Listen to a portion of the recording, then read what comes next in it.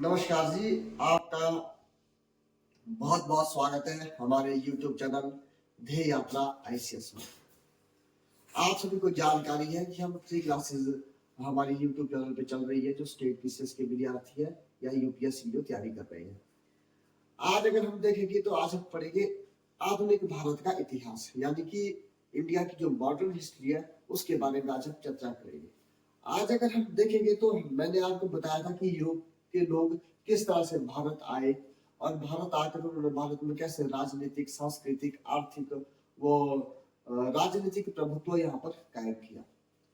लेकिन मैंने वो सारा पूरा बैकग्राउंड आपको बताया था कि ऐसा क्या कारण रहा, ऐसी क्या परिस्थितियां यूरोप के अंदर, ऐसा क्या घटनाक्रम यूरोप में चला जिसके कारण से यूरोप के लोगों को भारत के लिए एक नए रास्ते की खोज करनी पड़ी। तो वो जो मैंने आपको डेट बताई थी, वो मैंने आपको डेट जो बताई थी वो बताई थी मैंने 1453 की। 1453 की 1453 की मैंने आपको डेट पढ़ाई थी कि 1453 में घटना घटती है। वो घटना ये घटती है कि टर्की में एक साम्राज्य था उस्मानिया साम्राज्य। एक था टर्की में, और एक साम्राज्य हुआ रोम के अंदर जिसको बोलते थे बेजंतिया साम्राज्य, जिसको क्या बोलते थे, बेजंतिया साम्राज्य।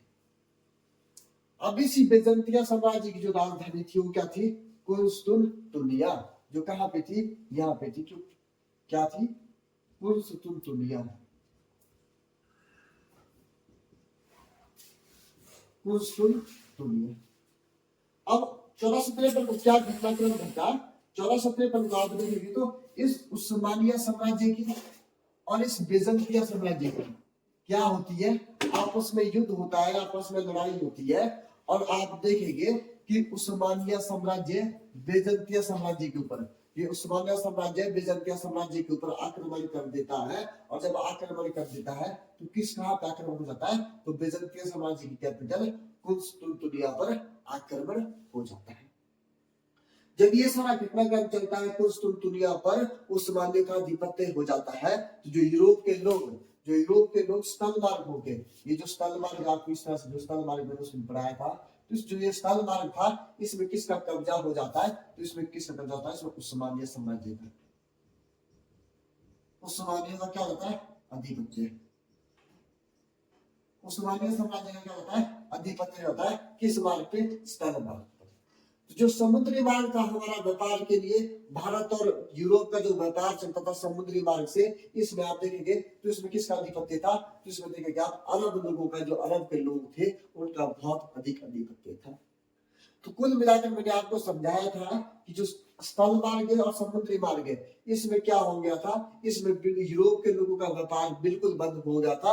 अगर कुछ सीमा तक व्यापार चल भी रहा था तो वो बहुत कम चल रहा था। और जब व्यापार को आप देखेंगे कि भाई अगर जो व्यापार चल रहा था, कम व्यापार जो चल रहा था, वो बहुत अधिक टैक्स देकर, बहुत अधिक कर देकर चल रहा था। और जब वही वस्तुएं यूरोप के बाजारों में जाती थी तो बहुत महंगी बिकती थी।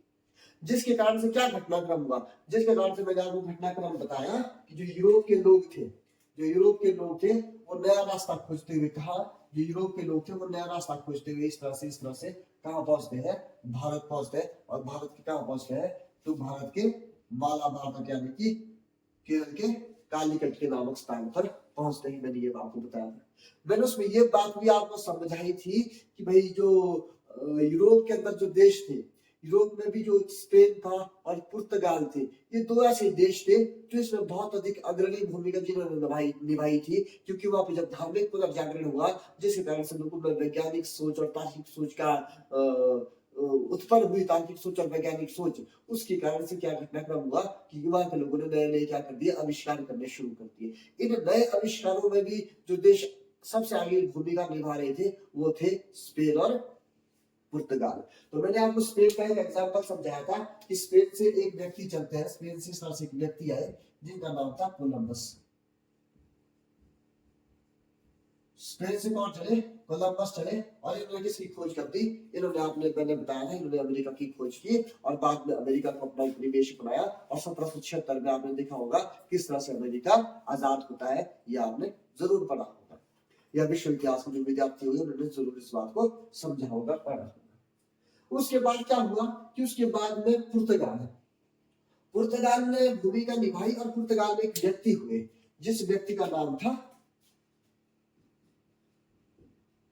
Prince Henry. वहां के शासक को उनका नाम था प्रिंस हेनरी। तो इनको उपाधि दी थी द नेविगेटर की।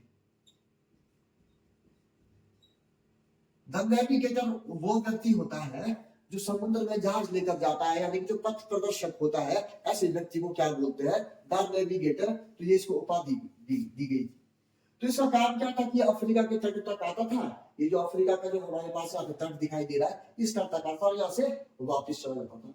तो इसने एक मानचित्र तैयार किया और उस मानचित्र के सहारे से क्या किया, एक डेट आती है, मैंने आपको समझाई थी, वो डेट थी 1487 की। 1487 की। इस 1487 में क्या हुआ कि एक व्यक्ति को इसने भेजा जिसका नाम था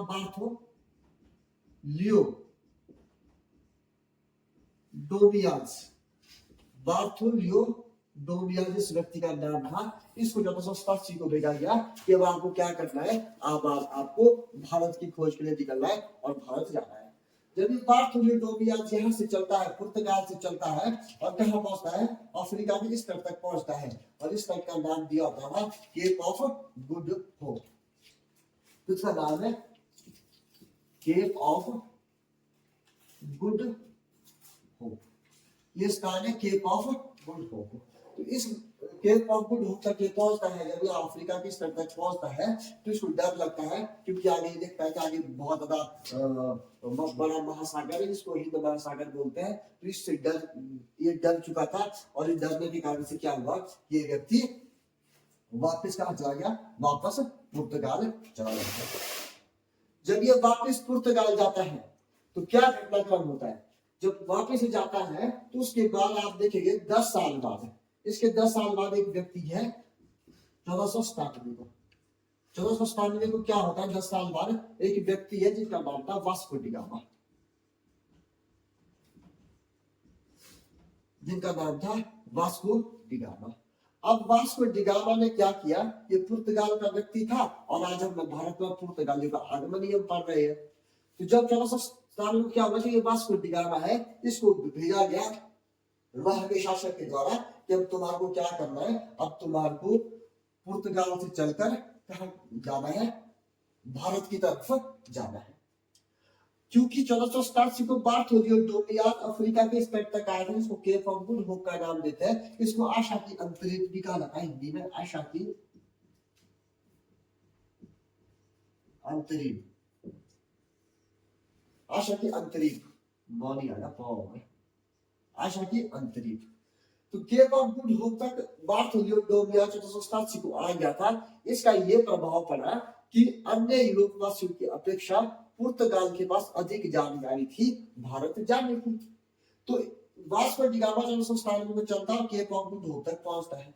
जब वास्को डी गामा 1497 को पुर्तगाल से चला और केप ऑफ गुड होप तक पहुंचा तो ये आगे देखता है कि बहुत बड़ा हिंद महासागर है और यहाँ पे क्या देखता है, या इसको एक व्यक्ति मिलते हैं जिस व्यक्ति का नाम था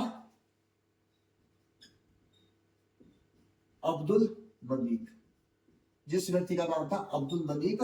और ये क्या था, एक अरब व्यापारी था। तो इसको मैंने आपको पहले क्लास में पढ़ाया था कि भारत के और अरब के क्या थे, आपस में 6 व्यापारिक रिश्ते थे। तो ये अब्दुल मलीक भारत के साथ व्यापार करता था, इसलिए इसको हिंद महासागर की जानकारी थी। तो इसने वास्को डी गामा से कहा कि मैं आपको कहां लेकर चलूंगा, तो मैं आपको लेकर चलूंगा भारत।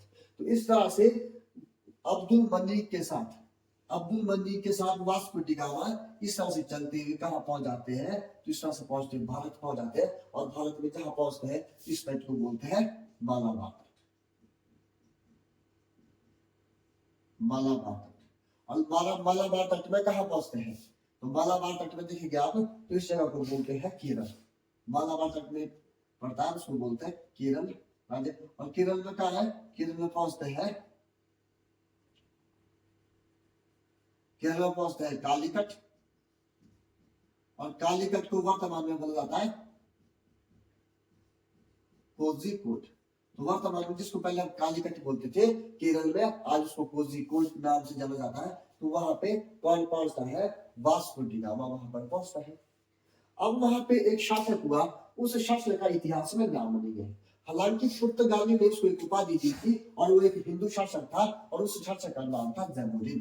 क्या नाम था उसका? जैमुरीन। जैमुरीन नाम का एक वहां पे हिंदू शासक था और इसने क्या किया? वास्को डी गामा का स्वागत किया। अब मैंने पिछली क्लास में आपको पढ़ाया था कि भाई जैमुरीन नाम का जो व्यक्ति है वो वास्को डी गामा का स्वागत करता है, और मैंने आपसे कहा था कि मैं अगली क्लास में आपको समझाऊंगा कि भाई इसने स्वागत क्यों किया था। तो जब ये वास्को डी गामा प्रस्ताव जैमुरीन नाम का हिंदू शासक इसका स्वागत करता है, वो इसलिए करता है क्योंकि जो ये अरब के लोग हैं, जो ये अरब के लोग हैं, केवल और केवल अरब के लोग ही भारत के साथ व्यापार कर रहे थे। क्योंकि रास्ते बंद हो गए थे तो वहां से जो क्या नाम अपना यूरोप से लोग आ नहीं रहे थे और बहुत कम आ रहे थे, बस तब आने बंद हो चुके थे। तो अरब के जो लोग थे यही केवल क्या कर रहे थे? भारत के साथ व्यापार कर रहे थे। यानी कि व्यापार में इनका क्या था? एकाधिकार था। व्यापार में कैसा अधिकार था? एकाधिकार था।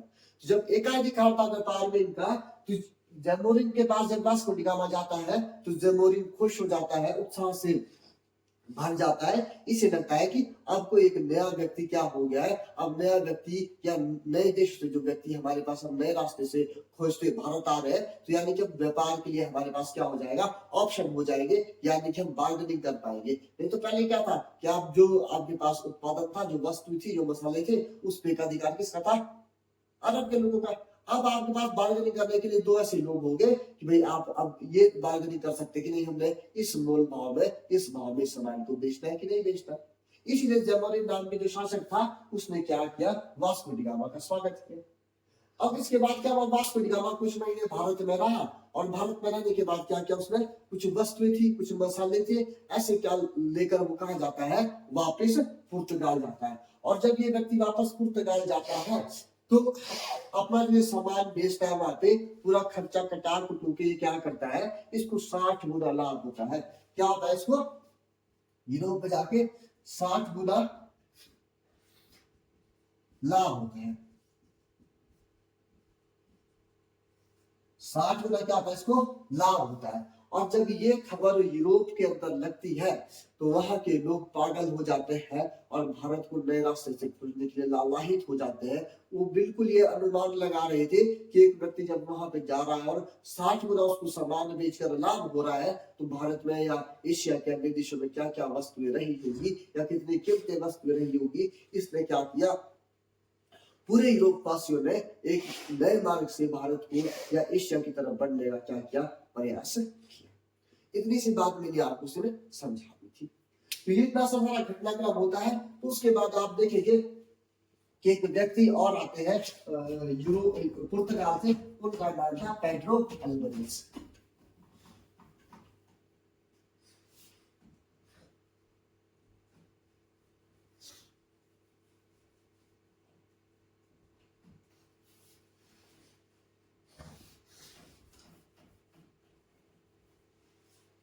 उनका नाम था पेड्रो अल्बरेज। देखो 1498 में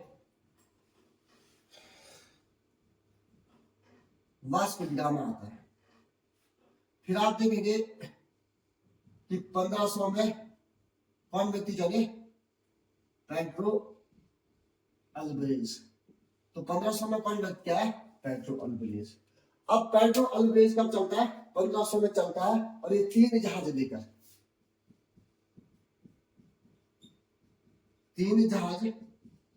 लेकर भारत की तरफ बढ़ता है। अब ये 3 जहाज लेकर भारत की तरफ क्यों बढ़ता है? क्योंकि जब वास्को डी गामा भारत आया था तो वास्को डी गामा ने यहाँ पे ये देख लिया था कि भाई यहाँ पर अरब लोगों का आधिपत्य बहुत अधिक है। कहां पर? हिंद महासागर पर। इसलिए जैमुरीन जो शासक था उसने वास्को डी गामा को भारत में फैक्ट्रिया को खोलने की भी क्या नहीं दी? इजाजत नहीं दी। क्योंकि अरब लोगों का वहां के जो क्षेत्रीय शासक थे भारत के, उनके दरबारों में बहुत अधिक आधिपत्य था। इसलिए जैमुरीन ने वास्को डी गामा को वहां पे कोठिया फैक्ट्री खोलने की परमिशन नहीं दी। लेकिन क्या होता है कि वास्को डी गामा ये नोटिस करता है यहाँ पर कि जो अरब लोग हैं इनके पास जो हथियार है वो इतने आधुनिक हथियार नहीं है। अगर हम यूरोप से आधुनिक हथियार लेकर आए और अरब लोगों को हरा दे और हिंद महासागर पर कब्जा कर ले, जिससे क्या हो जाएगा कि जो भारत के क्षेत्रीय शासक है उनका हमारे पे विश्वास बन जाएगा और उनके साथ हमारे क्या हो जाएंगे, अच्छे व्यापारिक रिश्ते बन जाएंगे। जिसके चलते क्या हुआ कि 1500 में एक व्यक्ति आया, उनका नाम था पेड्रो अल्बरेज, और पेड्रो अल्बरेज अपने साथ 3 जहाज लेकर आता है। जब ये 3 जहाज लेकर आता है तो ये भारत जब आता है तो भारत में कहां जाता है, भारत में 2 स्थानों पर जाता है।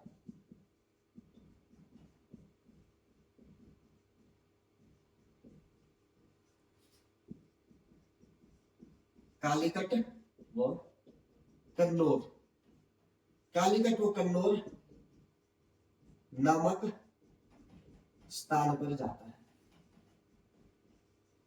जब इन दोनों स्थानों पर जाता है, कालीकट और कन्नौज नामक दोनों स्थानों पर जाता है कौन, पेड्रो अल्बरेज।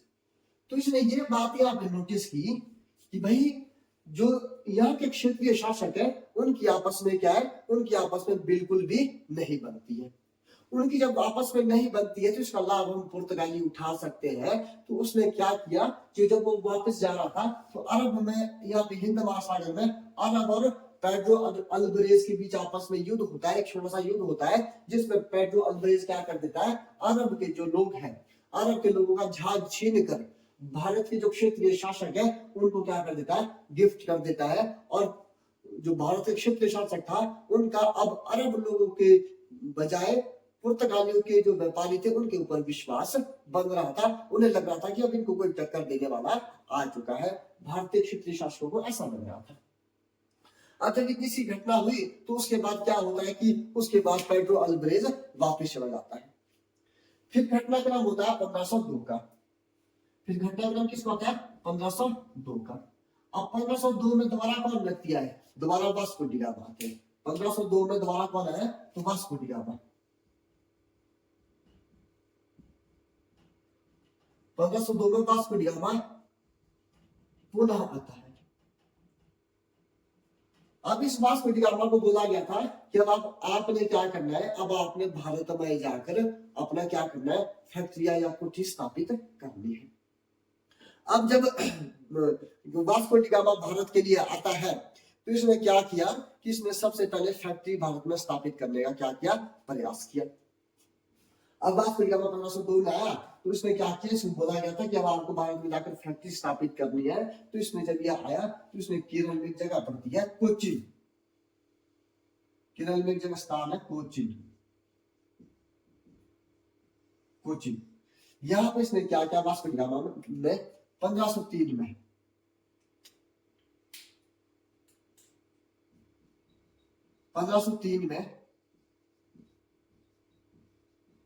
प्रथम फैक्ट्री स्थापित की थी। तो अगर प्रश्न आए कि भारत में जो प्रथम फैक्ट्री है वो किसने स्थापित की, तो वास्को डी गामा ने की। कहां की, कोचीन में। कब की, 1503 में प्रथम फैक्ट्री स्थापित की किसने, वास्को डी गामा ने। अब आज के समय में फैक्ट्री का मतलब होता है वो कि जहां पे कोई वस्तु का निर्माण हो रहा है। उस समय फैक्ट्री का मतलब ये नहीं कि जहां पे वस्तु का निर्माण हो रहा है। जो यूरोप के जो लोग थे, जिस स्थान पर वो रहते थे उसको कहा जाता था फैक्ट्री, और जो वो लोग थे उनको कहा जाता था फैक्टर। तो जिस स्थान पर यूरोप के जो लोग वहां पे वर्कर काम करने के लिए आते थे उनको कहा जाता था फैक्टर, और जिस स्थान पर वो रुकते थे उसको कहा जाता था फैक्ट्री या कोठी। तो अगर प्रश्न यह आता है कि भाई पहली कोठी या पहली फैक्ट्री कहां स्थापित की पुर्तगालियों ने, तो 1503 में कहा की, कोचीन में प्रथम कोठी इन्होंने क्या की, स्थापित की। और ये किसने की, वास्को डी गामा ने कोठी स्थापित की। अब वास्को डी गामा का इतना सा काम हो चुका था, फैक्ट्री स्थापित कर दी थी और अपना व्यवसाय चल रहा था। कुछ समय तक इन्होंने और वहां प्रशासन किया, लेकिन 1505 के आसपास इन्होंने क्या किया, पुर्तगाल से गवर्नर जनरल या वाइस रॉय आप कह सकते हैं, उनको भेजना शुरू कर दिया। अब हम उनके बारे में पढ़ेंगे कैसे कैसे उन्होंने यहाँ पे शासन को मजबूत किया एवं चलाया।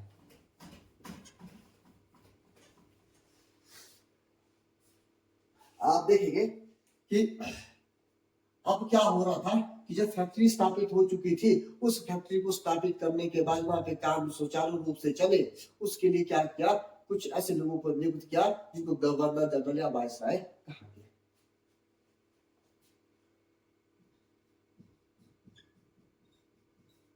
पुर्तगाली गवर्नर जनरल, पुर्तगाली गवर्नर जनरल। अगर हम देखेंगे पुर्तगालियों के गवर्नर जनरल, तो उसमें सबसे पहले देखेंगे हम फ्रांसिस्को डी अल्मीड़ा। पहले व्यक्ति का नाम पढ़ेंगे हम,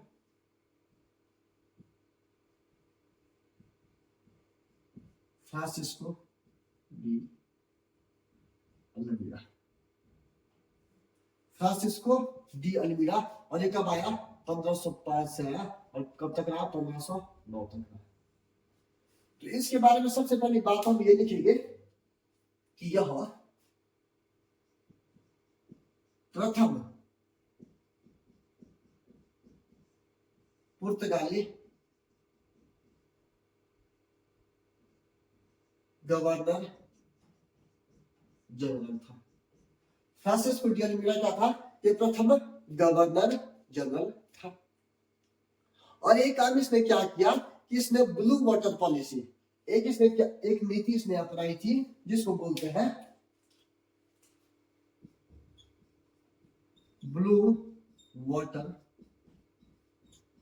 पॉलिसी, यानी कि नीले पानी की नीति।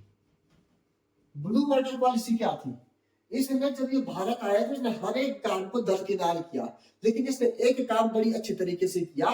इसने बोला कि अगर जो हिंद महासागर है, अगर इस हिंद महासागर में, क्योंकि व्यापार किस तरीके से हो रहा था, सागर के जल के माध्यम से हो रहा था, कि अगर हमारा हिंद महासागर पर अधिपत्य होता है तो हम क्या कर देंगे, अरब लोगों को वापस खदेड़ देंगे, अरब तक सीमित कर देंगे, और पूरा का पूरा हिंद महासागर पर किसका कब्जा हो जाएगा, पुर्तगालियों का कब्जा हो जाएगा। ये किसने सोचा, इसने फ्रांसिस्को डी अल्मीड़ा ने इस तरह से सोचना शुरू किया। जब इसने सोचना शुरू किया, इसने सबसे पहला काम क्या किया कि इसने ब्लू वाटर पॉलिसी यानी कि नीले पानी की नीति की। इसका मतलब था कि अब हम क्या करेंगे, अब हम हिंद महासागर पर पूरा का पूरा अधिपत्य करेंगे। किसने, हिंद महासागर पर अधिपत्य करेंगे, तो उसके लिए ब्लू वाटर पॉलिसी इसने चलाई थी। जब इसने ये काम यहाँ पर किया तो क्या हुआ कि जहां पे आज आप देखेंगे ये एक देश पड़ता है यहाँ पे मिस्र, इधर ऊपर पड़ता है टर्की, और यहाँ पे आप देखेंगे भारत में एक जगह है गुजरात। तो इसकी क्या होता है, युद्ध हो जाता है इनके साथ, इसकी कहासुनी हो जाती है फ्रांसिस्को डी अल्मीड़ा की, और ये क्या कर देता है, इनके साथ युद्ध कर देता है। तो किस किस के साथ आप देखेंगे, टर्की प्लस मिस्र प्लस गुजरात के शासक एवं किसके साथ, ये फ्रांसिस्को डी अल्मीड़ा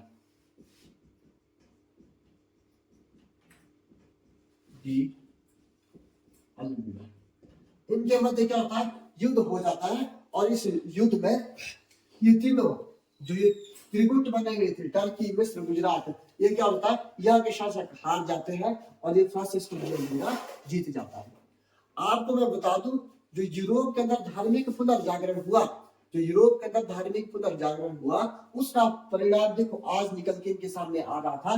क्योंकि आज फ्रांसिस्को डी अल्मीड़ा टर्की में गुजरात को हरा रहा है, क्योंकि जब वहां पे धार्मिक पुनर्जागरण आया, लोगों में वैज्ञानिक सोच उत्पन्न हुई, तो लोगों ने आविष्कार बनाने शुरू कर दिए, जिस कारण से क्या हुआ, पूरे के पूरे यूरोप वासियों में, पूरे के पूरे ग्लोब पर कहीं ना कहीं किसी ना किसी देश को उपनिवेश बनाया, उस पर अधिपत्य किया। क्योंकि ये लोग इतने ज्यादा क्या हो चुके थे, जागरूक हो चुके थे, टेक्नोलॉजी में इन्होंने काफी ज्यादा विकास कर लिया था, और अन्य देशों की अपेक्षा यूरोप के जितने भी देश थे वो इसमें बहुत अधिक भूमिका निभा रहे थे, और इन्होंने पूरे की पूरी पृथ्वी पर, पूरे के पूरे ग्लोब पर किसी न किसी देश को, देश के किसी न किसी स्थान को क्या क्या था, उपनिवेश बनाया हुआ था। तो ये परिणाम निकल रहा था। तो यह है फ्रांसिस्को डी अल्मीड़ा के बारे में, किसने क्या क्या वहां पर किया था। अब दूसरा जो गवर्नर जनरल आया, उसका नाम था Alfonso de Albuquerque, Alfonso de Albuquerque. तो फ्रांसिस्को डी अल्मीड़ा के बारे में क्या है, ये प्रथम पुर्तगाली गवर्नर जनरल था। ब्लू वाटर पॉलिसी इसी व्यक्ति ने चलाई थी, और टर्की, मिस्र, गुजरात के शासक के साथ इसी ने क्या किया, युद्ध किया था।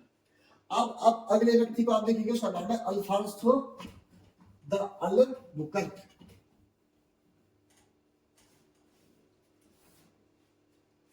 दूसरा व्यक्ति था, दूसरा वाइस गवर्नर जनरल था, उसका नाम था Alfonso de Albuquerque. Alfonso de Albuquerque. जो अल्फांसो डी अलबुकर्क था, इसके बारे में आपने ये बात लिख ली, यह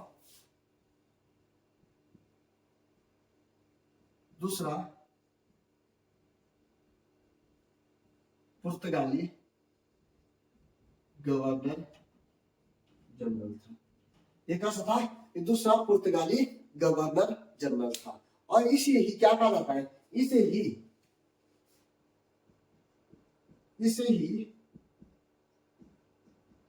पुर्तगाली शक्ति का भारत में क्या वास्तविक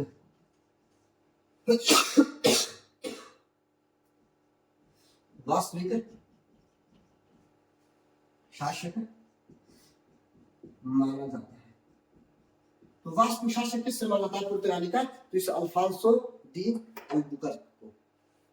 इसने क्या काम किया, तो आप देखेंगे कि इसने काम किया, इसने 1510 में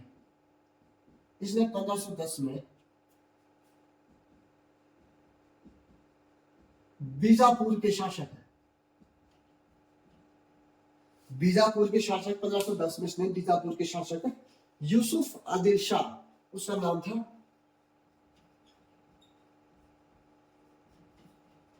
यूसुफ आदिल शाह से किस स्थान को जीता, गोवा को जीता।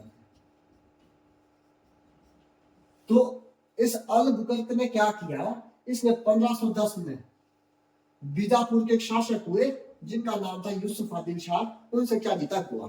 तो पहली बार ऐसा हुआ कि पुर्तगालियों ने क्या किया, अब जल से हटकर किसी स्थल पर भी क्या किया था, अपना आधिपत्य कर लिया था, यानी कि अभी उन्होंने किसको जीत लिया था, गोवा को प्राप्त कर लिया था। ये किसने किया, अलबुकर्क ने किया, किसको, बीजापुर के शासक से, अपना यूसुफ आदिल शाह से गोवा को प्राप्त किया। फिर उसने एक और काम क्या किया, एक इसने विवाह नीति लाई। क्या लेके आई, ये विवाह नीति। दूसरा इसका कारण है विवाह नीति। अब विवाह नीति से आप इस तरह से समझेंगे कि जो पुर्तगाल देश है वो बहुत छोटा देश है, बहुत छोटी सी कंट्री है। तो छोटी सी कंट्री होगी तो वहां पे पॉपुलेशन भी कम होगी। अब इन्होंने सोचा कि अगर हमारे तो भारत में शासन करना है तो हमारे को कुछ लोग वहां से लेकर आने पड़ेंगे जो यहाँ का शासन प्रशासन देखे, यहाँ पे कार्य करे, या यहाँ पे कॉलोनियां बनाए, अपनी पुर्तगाल की कॉलोनियां बनाए, तो वहां से हमारे को लोग लाने पड़ेंगे। तो इसने एक पॉलिसी निकाली जिसको बोलते हैं विवाह नीति। तो इसने इससे क्या किया कि अब हम ऐसा करेंगे कि जो भारत में ही अब क्या करेंगे, अपने जो सैनिक है हमारे, वो क्या करेंगे, अब भारत में विवाह करेंगे। अब प्रश्न इसके समक्ष ये था कि भारत में विवाह किससे करे, कौन अपनी लड़की किसी विदेशी व्यक्ति को देगा। तो इसने ये नियम निकाला कि भाई जो लोग विधवा है, जो महिलाएं भारत में विधवा है, ऐसी महिलाओं के साथ हमारे लोग क्या करेंगे, विवाह करेंगे। तो प्रत्यक्ष रूप से तो नहीं बल्कि अप्रत्यक्ष रूप से क्या है कि अप्रत्यक्ष रूप से, इसको इनडायरेक्ट तरीके से इसको क्या बोलते हैं, किसने सती प्रथा को खत्म करने का प्रयास किया। तो आप लोगों को क्वेश्चन आया कभी कि अप्रत्यक्ष रूप से सती प्रथा को खत्म करने का प्रयास किस पुर्तगाली गवर्नर जनरल ने किया, तो आपके ध्यान में होना चाहिए उसका नाम है अल्फांसो डी अलबुकर्क। क्योंकि इसको पता था कि वैसे तो कोई हमारे लोगों के साथ शादी नहीं करेगा, लेकिन समाज में जो उपेक्षित महिला है, जिनको समाज में एक बुरी नजर से देखा जाता है, जिनको समाज में एक मुख्य धारा का व्यक्ति नहीं माना जाता है, ऐसे लोग, ऐसी महिलाएं क्या है, वो विधवा है, उनको समाज में क्या किया जाता है, उपेक्षित किया जाता है। तो ऐसी महिलाएं तैयार भी हो जाएगी हमारे लोगों से विवाह करने के लिए। तो इस तरह से इसको सती प्रथा को अप्रत्यक्ष रूप से खत्म करने का भी इसमें इसको योगदान इसके पक्ष में जाता है। तो इसने विवाह नीति को लागू किया। और क्या किया इसने 1511 में। और तीसरा अगर इसने काम देखेंगे तो तीसरा इसका जो काम है, मैं इसको मिटा देता हूं करवा लूंगा।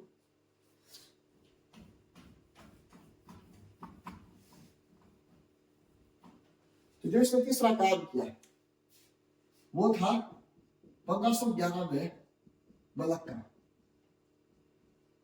पर आक्रमण करके जीत लिया। क्या कहेंगे जो ये मलक्का जनसंधि आप देखेंगे, जब आप दक्षिण पूर्वी एशिया के बारे में पढ़ेंगे तो आप देखेंगे वहां पे एक मलक्का जनसंधि है, इसके माध्यम से व्यापार चलता था। तो इसने क्या कर दिया, मलक्का पर भी अपना क्या कर दिया, आधिपत्य कर लिया। उसके बाद आप देखेंगे तो उसने 1515 में, उसके बाद इसने क्या किया 1515 में या फारस की खाड़ी में एक जलसंधि पड़ती है हॉर्मुज की जलसंधि।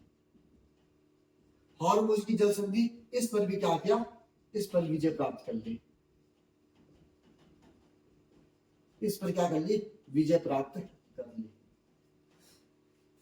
तो 1515 में किस पर विजय प्राप्त कर ली, तो हॉर्मुज पर इसने क्या कर दी, विजय प्राप्त कर ली। अब इस समय तक पुर्तगालियों ने जो यहाँ पे फैक्ट्रियां बना ली थी भारत में, तो उसको देखेंगे आप, तो जो यहाँ पे फैक्ट्रियां बना दी थी कोचीन में, कन्नूर में, हुगली में, सूरत में, दमन हो गया, दीव हो गया, इन आदि क्षेत्रों पे क्या कर दिया था इसने, इन आदि क्षेत्रों पे इसने क्या कर दिया था, अपनी कोठियां फैक्ट्रियां स्थापित कर दी थी। इतनी सी बात क्लियर। तो यह है अल्फांसो अल बुर्क के बारे में, किसने क्या क्या काम किए। इसने विवाह नीति लाई, बीजापुर के शासक से इसने 1510 में गोवा को जीत लिया, 1511 में इसने मलक्का पर आक्रमण कर लिया, 1515 में इसने हॉर्मुज की जलसंधि पर विजय प्राप्त कर ली थी। ये इस समय तक इसने अल्फांसो अल बुर्क में कर दिया था। अब जो अगला व्यक्ति आया उसका नाम था निनो डी कुन्हा। अगला जो वायसराय है उसका अगर आप काम देखेंगे, इसने क्या क्या काम किया यहाँ पे,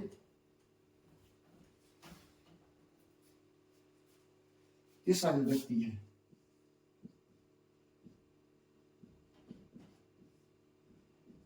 निनो डी कुन्हा। ये इसके बारे में क्या लिखना आपने, ये कैसा वायसराय था, तो ये तीसरा वायसराय था, तीसरा गवर्नर जनरल था। तीसरा क्या था, ये तीसरा गवर्नर जनरल था किसका, पुर्तगालियों का। अब इसने क्या काम किया, तो आप देखेंगे इसने 1530 में काम किया। इसने कोचीन में सबसे पहले फैक्ट्री स्थापित की थी ना, तो इसने क्या किया कि कोचीन से राजधानी पुर्तगाल की कहां को स्थापित की, कहां को स्थानांतरित की, तो इसने कर दी गोवा को। यानी कि 1530 में कोचीन से राजधानी कहां शिफ्ट होगी, पुर्तगाल को स्थानांतरित होगी। तो वो काम किसने किया, वो काम किया इसने निनो डी कुन्हा ने। अब देखो चीजों को समझते चल रहा, गोवा को जीता किसने था, अल्फांसो अल बुर्क ने। कब, 1510 में। लेकिन निनो डी कुन्हा ने क्या किया, इसने 1530 में, इसने क्या किया 1530 में कोचीन से राजधानी शिफ्ट क्या की, गोवा को शिफ्ट कर दी। ये काम भी इसने किया था। और क्या किया इसने काम किया कि 1535 में, और क्या काम किया इसने 1535 में, दमन एवं दीव पर कब्जा कर दिया। आज हमारे यूनियन टेरिटरी है, हमारी केंद्र शासित प्रदेश है दमन और दीव, इसमें क्या कर दिया था, इसने अधिकार कर दिया था। कब, 1535 में। 1535 में इसने केवल दमन पे किया था और दीव पर इसने अधिकार किया था 1559 में। कब, 1559 में इसने अधिकार कर दिया था। अब इसमें एक चीज और है कि इसमें घटनाक्रम और होता है कि इस समय तक 1524 में एक चीज है कि 1524 में वास्को डी गामा 1524 में वास्को डी गामा एक बार पुनः क्या आता है, भारत आता है, भारत आता है। और जब भारत आता है तो तब क्या होता है कि 1527 में उसकी मृत्यु हो जाती है। कहां पे, भारत में कहा, कोचीन में।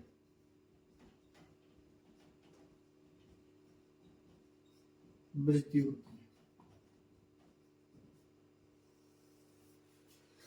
तो 1524 में वास्को डी गामा एक बार पुनः भारत आता है और 1527 में इसकी क्या हो जाती है, मृत्यु हो जाती है।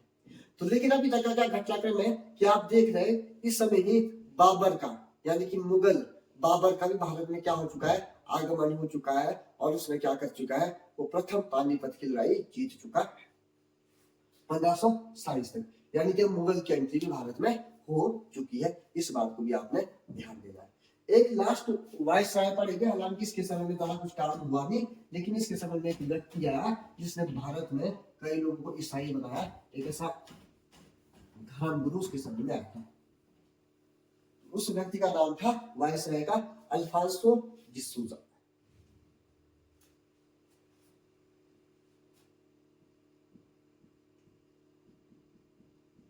अल्फांसो डिसूजा। जो अल्फांसो डिसूजा था ये भी क्या था, ये भी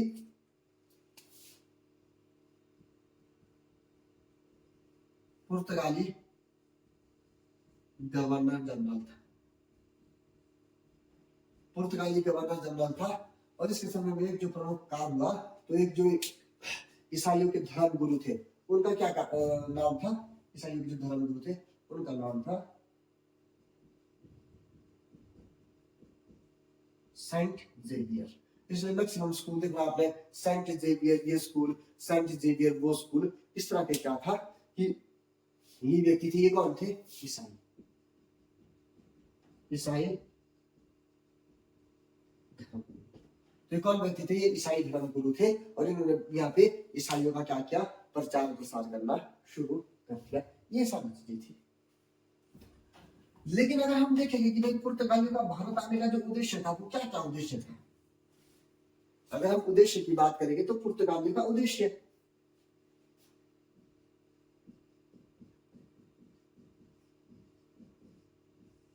पुर्तगालियों का भारत आने के उद्देश्य क्या क्या उद्देश्य थे इनके भारत आने के। देखो एक उद्देश्य तो हमारे को स्पष्ट दिखाई देता है, वो उद्देश्य था व्यापार का।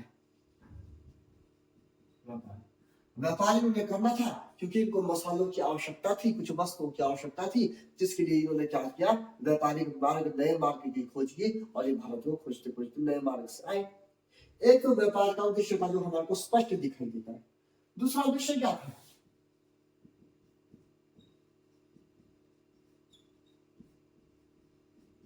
धार्मिक उद्देश्य था।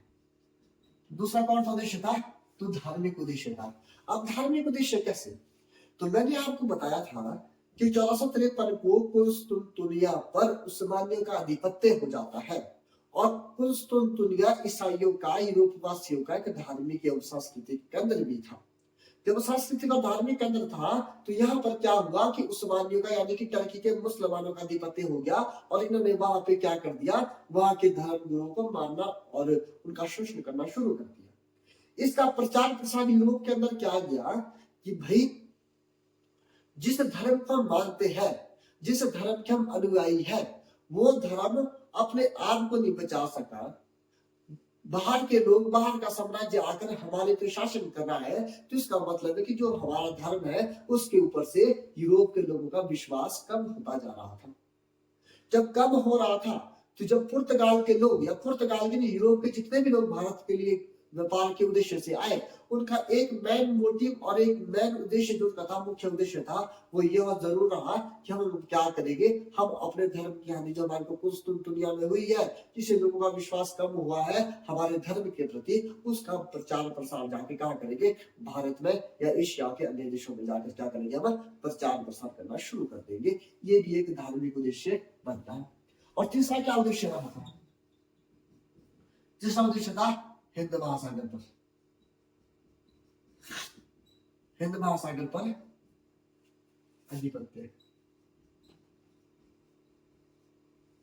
तीसरा क्या था, हिंद महासागर पर अधिपत्य, कि अगर हमारा हिंद महासागर पर अधिपत्य हो गया और अरब के लोगों को पीछे अपना अरब तक सीमित करने में अगर हम कामयाब हुए, तो एक समय ऐसा आएगा जब हिंद महासागर को पुर्तगाली महासागर बोला जाएगा। और इस तरह से हुआ भी, क्योंकि मैंने आपको बताया था किस तरह से ब्लू वाटर पॉलिसी चली और अरब के लोगों के पास आधुनिक हथियार नहीं थे, जिस कारण से पुर्तगाली ने अरब लोगों को हरा के बिल्कुल अरब तक या अरब तक क्या कर दिया था, सीमित कर दिया था। और पूरा क्या पूरे हिंद महासागर को पुर्तगाली महासागर अब लोग कहने लगे थे। जब इनका हिंद महासागर पर अधिपत्य हुआ, तो इन्होंने क्या काम किया, इन्होंने एक प्रणाली जारी की, एक जिसको बोलते हैं ताश देना शुरू किया, जिसे बोला गया कार्टेज प्रणाली।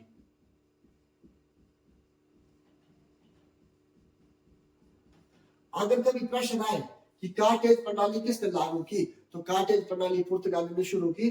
क्यों शुरू की, ताकि हम किसके ऊपर अधिपत्य कर सके, ताकि हम हिंद महासागर पर अधिपत्य कर सके। या ये क्या थी, एक परमिट था। तो कार्टेज प्रणाली थी क्या थी, परमिट था। ये क्या था, एक प्रकार का परमिट था। इतनी बात समझते आप कि कार्टेज प्रणाली क्या थी, एक प्रकार का परमिट था। और ये क्या बोलते थे कि अगर आपने हिंद महासागर में व्यापार करना है, तो हमारे से क्या लो, हमारे से परमिट लो। अगर आप हमारे से परमिट नहीं लेंगे, तो अगर आपके सामान की हिंद महासागर में चोरी होती है या आपके ऊपर जानलेवा हमला होता है, तो उसकी जवाबदेही सिर्फ और सिर्फ आपकी होगी, हमारी नहीं होगी। ऐसा मान बोलते थे पुर्तगाली। और जो हमला करने वाले लोग होते थे, वो भी कौन थे, पुर्तगाली हुआ करते थे, जो इनका सामान, अन्य व्यापारियों का जो सामान लूट लेते थे। लेकिन उन्होंने उस चीज को एक बड़ा रूप देने के लिए क्या किया कि भाई अब क्या होता है कि हिंद महासागर में चोरी होती है। हालांकि चोरी इनके खुद के लोग करते थे, जान माल का खतरा भी इनके खुद के लोग डालते थे, लेकिन इन्होंने एक पूरा का पूरा प्रचार प्रसार किया था कि अगर हम आपसे परमिट नहीं लेंगे, तो इस तरह के हमले आपके ऊपर होते रहेंगे। परमिट देकर क्या करते थे, उनकी सुरक्षा करते थे और सुरक्षा के बदले उनसे टैक्स का पैसा लेते थे पुर्तगाल के लोग। यहां तक कहा जाता है कि अकबर भी, जो अकबर भारत का जो शासक हुआ, अकबर मुगल शासक हुआ, वो भी क्या करता था, वो भी पुर्तगालियों से परमिट लेता था। कार्टेज प्रणाली के आधार पर परमिट लेता था। हालांकि कहा जाता है जो उसका परमिट था वो क्या था, निःशुल्क था, निःशुल्क था। क्या था परमिट, बिल्कुल निःशुल्क था, उसको पैसे नहीं देने पड़ते थे।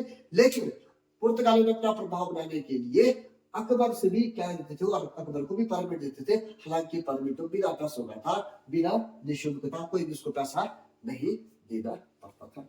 इतनी सी बात क्लियर। अब बात करते हैं कि भाई पतन के क्या क्या कारण थे, पुर्तगाली का जो भारत में पतन हुआ, इनके पतन के क्या क्या कारण रहे थे।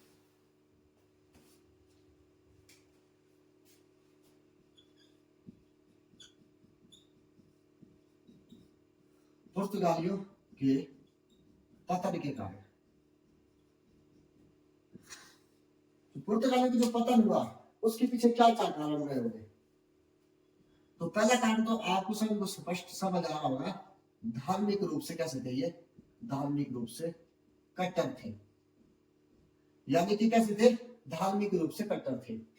यानी कि अपने धर्म का प्रचार प्रसार करने के लिए भारत में भी अधिक इन्होंने क्या की, भूमिका निभाई। और भारत आपको पता है अनेक धर्मों के लोग, अन्य धर्मों के लोग भारत में निवास करते हैं, तो उन्होंने क्या किया, इनका विरोध किया।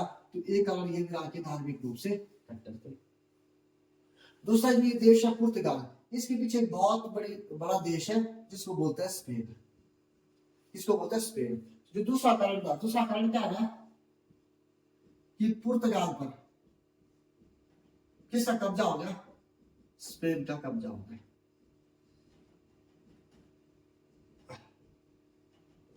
स्पेन का क्या हो गया था, कब्जा हो गया था। और तीसरा कारण क्या रहा होगा? तीसरा कारण ये था कि जो अंग्रेज आए,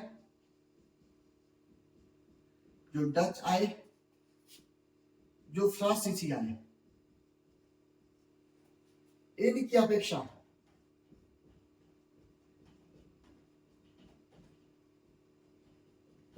क्या हुआ? पुर्तगालियों को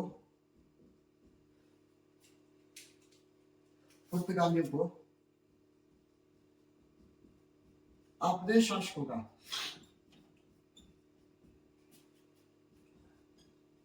सहयोग नहीं था।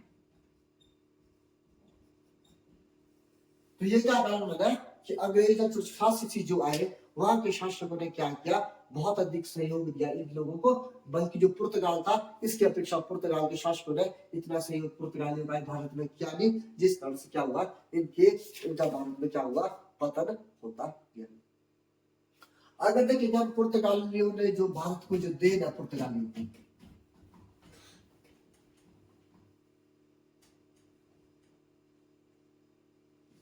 पुर्तगालियों की क्या है? देन है।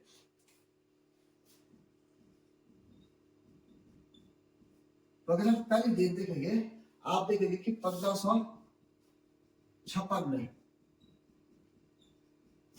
गोवा में प्रिंटिंग प्रेस क्या क्या? 1556 में गोवा में क्या क्या? प्रिंटिंग प्रेस किसने लगाया? प्रिंटिंग प्रेस की मशीन पुर्तगालियों ने लगाई। दूसरा आप देखेंगे, आलू, लाल मिर्च, पपीता, तंबाकू आदि जो भारत में है, वो भी किसकी देन थी? वो भी हमारी पुर्तगालियों की देन थी। एक अंतिम बात, एक शैली थी वास्तुकला की, एक शैली थी जिसको बोलते थे गॉथिक शैली। गॉथिक शैली किससे संबंधित है? भवन निर्माण से। भवन निर्माण से संबंधित है। तो इस गॉथिक शैली को भी भारत में देने वाले कौन लोग हैं? वो भी पुर्तगाली है। तो आज पर हमने कि किस तरह से पुर्तगाली भारत आए और उन्होंने कैसे कैसे यहाँ पे अपना कब्जा, अपना आधिपत्य, अपना साम्राज्य खड़ा किया और कैसे उनका पतन हुआ, क्या भारत के लिए उनकी देन है। तो आज के लिए इतना ही। धन्यवाद। Thank you.